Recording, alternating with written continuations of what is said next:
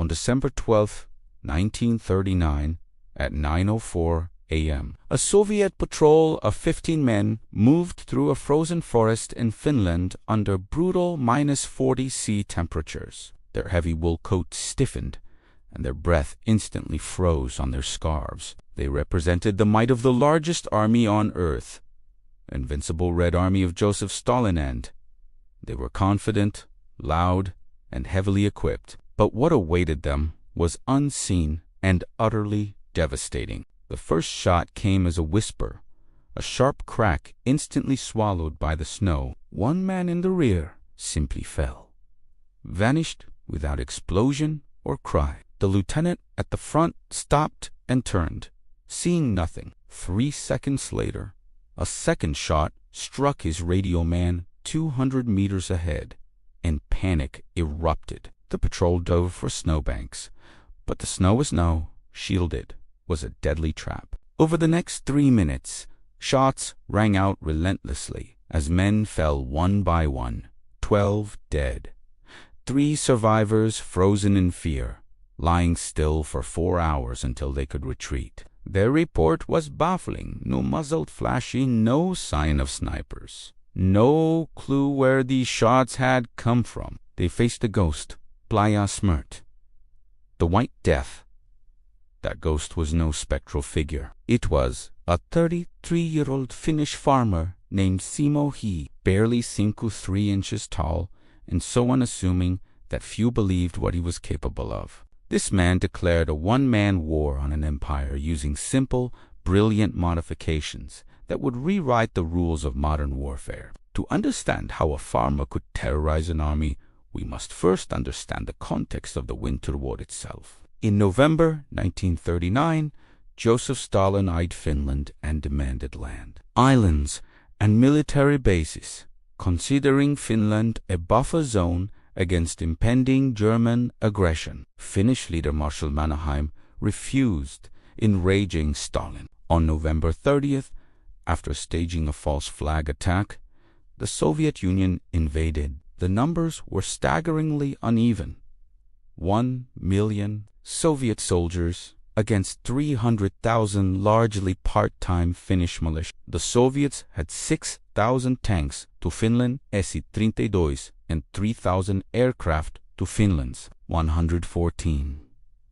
The world anticipated a quick Soviet victory. Time magazine declared Finland doomed. Stalin's deep battle doctrine relied on overwhelming force, and Soviet troops packed their dress uniforms for a victory parade in Helsinki 2 weeks ahead. But they had fallen into the classic trap of invaders, reading the map without understanding the terrain and season. They invaded deep winter in a country 70% forested, where the cold was as lethal as any bullet. The Finns embodied the spirit of Sisu, a fierce, stubborn grit and unyielding courage. They knew they couldn't win a conventional fight against Soviet numbers and machinery. Instead, they fought an unconventional war. They gambled that tanks would break through frozen lakes, allowing artillery to shatter ice and trap the machines. They channeled Soviet columns down narrow forest roads only to ambush and cut them off. Finnish ski troops, dressed in white camouflage, appeared silent and invisible from the woods, raiding kitchens, killing officers, then disappearing without trace. This multi-tactic shredded Soviet columns into isolated pockets, allowing nature to do the killing. The brutal cold froze tanks' engines and turned grease into concrete. Soviet soldiers, clad inadequately in green-brown uniforms, stood out starkly against the white snow and froze to death by the thousands, sometimes with rifles frozen to their hands. The nightmare the Soviet Red Army walked into was as cold and merciless as the landscape itself. At the heart of the front line along the Kala River, Simo Häyhä quietly became a legend. Not a career soldier, Häyhä was a farmer and an expert marksman in the local civil guard, SI-33, assigned to the 34th Infantry Regiment. He saw the Soviet invasion and felt the deep determination of Simo. But more than grit, He held a profound knowledge of shooting in the extreme cold, surpassing that of the engineers writing military manuals. Issue to finish, M28-230 Riflar Relio, accurate variant of the Russian Mosin-Nagant with standard iron sights. He refused the new Soviet P scope offered by his commanding officer. For every sniper in every army, scopes represented the future. They magnified targets and allowed shots at long range. Yet, his first illegal modification was to reject this technology outright. To his superiors, it seemed madness. To Simo, it was logic. He knew three things untaught in sniper schools. First, scopes glinted a tiny flash in the low winter sun, visible up to 500 meters away in the frozen white wilderness. A death sentence. Second, scopes fogged in the cold or warm I pressed against glasswood instantly cloud the lens, blinding the shooter. Third, scopes forced the sniper to lift his head higher off the snowy ground, a few inches taller than one using iron sights. Those inches made the difference between hunter and hunted. Simo trusted his iron sights, unreflective black metal free of glint, and relied on his knowledge of shots between 150 and 400 meters, simple but deadly effective. His skills honed by hunting on his farm, he needed only reliability, but the next tricks he used would prove even more brilliant. Soviet snipers hunted their foes by two main signs: muzzle blast and breath. When a rifle fired, a plume of snow exploded in front of the barrel, tiny white shoot here sign for trained countersnipers. Simo's solution. He built a firing position by packing the snow tightly in front of his rifle, pouring water on it to freeze into a solid block of ice. This block absorbed his muzzle blast. There was no plume, only silence. Breath was the other giveaway. At -40 degrees, warm breath hung in the air like smoke. Simo's solution: a ball of snow packed under his tongue. This cooled his breath to outside temperatures, eliminating fogging or visible vaporogenous adaptation. Imagine the enemy sniper searching through his scope for a glint, a raised head, a poof of snow, a cloud of breath. There was none of it. Simo Häyhä Yaga was, for all practical purposes, a Gostan elemental force made flesh and bone, the silent specter of winter itself. Each morning, before dawn, he packed his white bread and sugar, donned a layered white camouflage suit, grabbed his rifle, a Swami KP-31 submachine gun, and skied. He told his unit simply, "I'm going hunting." Alone, he skied deep into no man's land, often behind enemy lines. There, he found a strategic spot, built his nest, packed his snow, and waited, sometimes for hours, while most men shivered and moved. Ruining shots, Simo became a part of the snow, becoming winter incarnate. Targets appeared. A Soviet officer reading a map at 300 meters crack. A machine gun team setting up at 250 meters crack. A soldier running for cover at 350 meters crack. He never shot twice from the same position. After firing, he skied 100 meters to a new spot, always moving, always elusive. The Soviets fired artillery at his old positions, killing only trees, while Simo repositioned to strike from the flank. At day's end, he returned to his lines. When asked for his count, he quietly replied 5.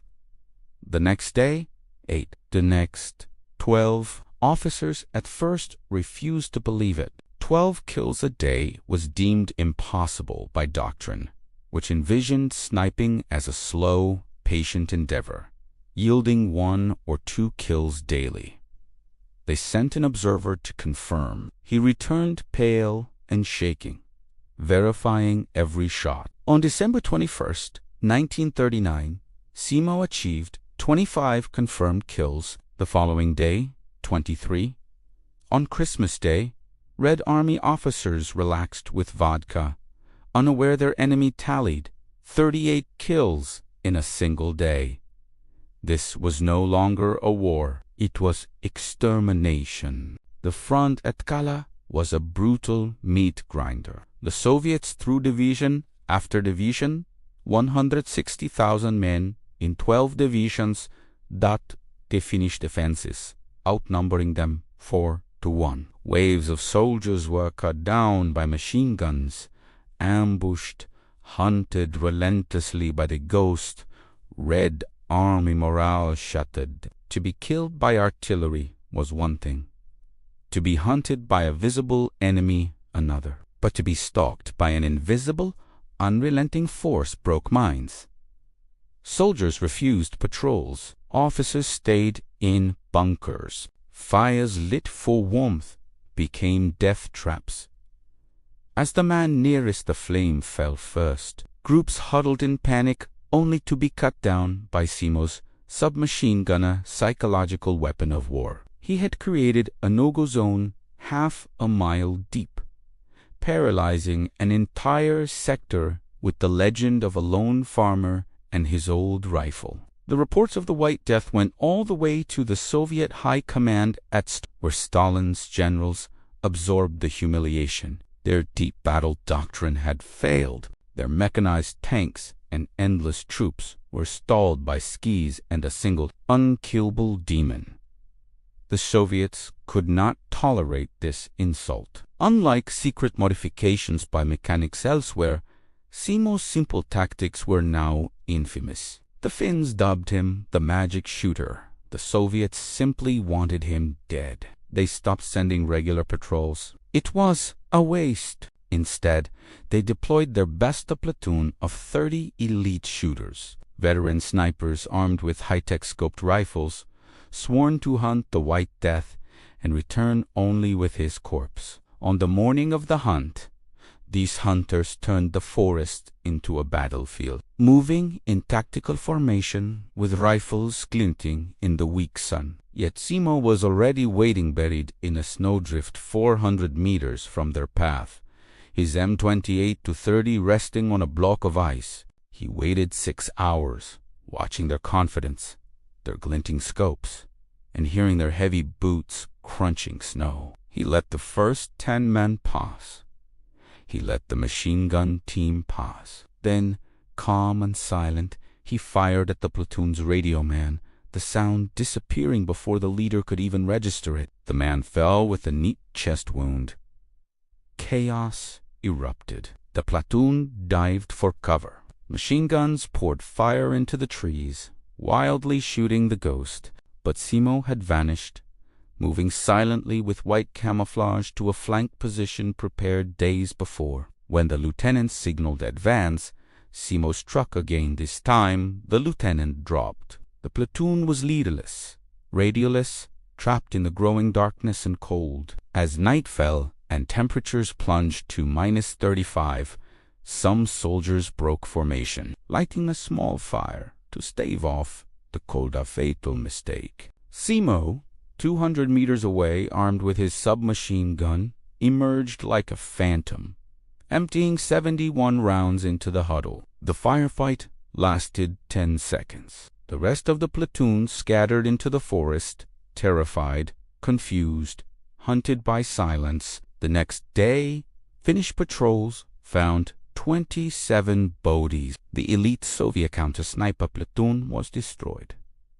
This was no longer battle. It was a haunting. The White Death's psychological terror eclipsed all physical damage. We know this not only from Finnish records, but from letters and diaries of shattered Soviet soldiers. One soldier, Pavel of the 75th Rifle Division, penned a letter to his mother recovered months later.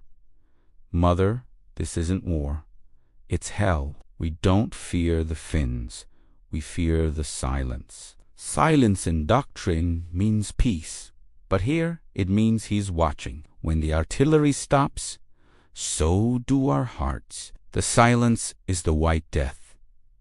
Simo's lessons on survival became rules etched in blood. Never light a fire. Never run to help the wounded day our traps. Never cluster, but never walk alone. Fear wasn't in dying, but in waiting to die. Simo's simple tricks rejecting scopes, hiding muzzle flashes with ice blocks, cooling his breath with snow were not mere tactics, but instruments of terror, removing every human sign that an enemy was hunting them. He was winter itself, the White Death. The Soviet command was in total panic. Their elite snipers failed. Their counter-sniper platoon wiped out. Artillery barrages ineffective, and frontline troops on the brink of mutiny. The entire Calais front was paralyzed not by the Finnish army, but by a legend. Stalin's generals resorted to desperate measures. Grid square removal, a scorched earth tactic of systematically leveling the forest with heavy artillery. Thousands of shells rained day and night on the pristine Kala forests, turning them into a black, splintered moonscape, the Kalahalakos. Simo kept hunting amid the ruins, a ghost in a post-apocalyptic wasteland. The bombardment masked his rifle fire and helped, strangely, by burying him in shell craters. By March 1940, in under 100 days, Simo Häyhä's confirmed sniper kills reached 505 men, a whole battalion, eliminated by one man with iron sights. Not counting over 200 kills with his submachine gun, he was, without doubt, the deadliest soldier on earth. The Finnish High Command recognized this, promoting him rapidly from corporal to second lieutenant, the fastest battlefield promotion in Finnish history, and presenting him with a custom-engraved M28-30 rifle. Simo was a national hero. The Red Army simply wanted him dead. On March 6, 1940, the 100th day of war, the Soviets launched a final all-out offensive at Kala. Simo fought relentlessly amidst mortar barrages, having already killed several men that morning. Amidst the chaos, a single Soviet counter-sniper fired an explosive round from 300 meters away, striking Simo square in the face. The impact was devastating. Simo's jaw shattered, cheek torn away, and left side of his face destroyed. He collapsed, unconscious, bleeding amidst the snow alongside fallen comrades. His fellow soldiers, expecting the worst, found a nightmare. Half his head was missing. One said later, they laid him with the dead in a makeshift morgue. The White Death seemingly gone. But a miracle. A week later, Simo's twitching leg was discovered. He had survived. Though unconscious during the peace treaty ending the Winter War on March 13, 1940, he woke to a mutilated face, but his unbroken spirit remained. After painful surgeries and a long rehabilitation, Simo emerged, disfigured but alive, the living embodiment of wartime sacrifice and resilience. Denied return to combat in the subsequent continuation war due to injuries, he lived quietly, a hero to broken to fight. When the war ended, Simo did not seek fame or fortune but returned to his roots, farming and hunting, embodying the humble Finnish spirit. Decades later, when journalists sought his story, he shrugged and credited his skill to one word: practice. Like James McKenna and his piano wire modification, Simo he saw what experts missed, where they saw technology, doctrine, and regulations. He saw survival. Passing away in 2002, Archie 96, the White Death remains history's deadliest sniper, a testament to the power of individual grit and ingenuity. Wars are not just won by strategy or sheer numbers, but by the quiet courage of individuals who challenge the normal mechanic, rewiring a plane, or a farmer using cold and snow as weapons. If this story captivated, please like this video to help us share more forgotten tales from the Second World War.